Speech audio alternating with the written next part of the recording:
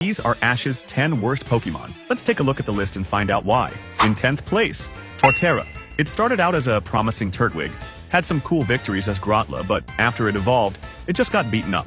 It was supposed to be a tank with powerful movesets, but it became a punching bag. Even Paul's Drapion finished it off. In 9th place, Unfezant. All of Ash's bird types have some iconic moment, but this one? Nothing remarkable. No important victories, no creative strategies. It seemed like it was there just because Ash needed a flying Pokemon. 8th place goes to Boldore. It had everything it needed to be an offensive tank, but it was completely underused. It was always used as a stopgap, and when it did go into battle, it ended up defeated very quickly. The fight against Roxy is a great example of this. In 7th place, Oshawott. It was funny, charismatic, and had everything it needed to be the highlight of the Unova region. But in practice, he was clumsy and super weak in battles, even with a type advantage. 6th place goes to Palpitoad. He was supposed to be a great reinforcement for Ash and Unova, but he rarely showed up.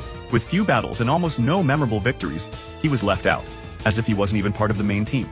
In 5th place, Snivy. She started off really well, with abilities like Attract that gave her an advantage in battles, but she started to decline throughout the series, making it clear that her potential was wasted. 4th place goes to Torkoal. He was the definition of disappointment. Even though he's a fire type, which usually shines on Ash's teams, he was just embarrassing.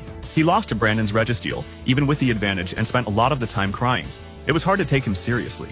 3rd place goes to Tauros. Ash has 30 of them, but he only used one in battles. Even so, he rarely did anything relevant. He was always called up for tournaments or random situations, but he never had a victory that left his fans impressed. In 2nd place, Lapras. It had more potential as a means of transportation than as a battler. In all the time it was with Ash, it was used in few fights and never performed well. It was pretty to look at, but that was it. And at the top, Goodra.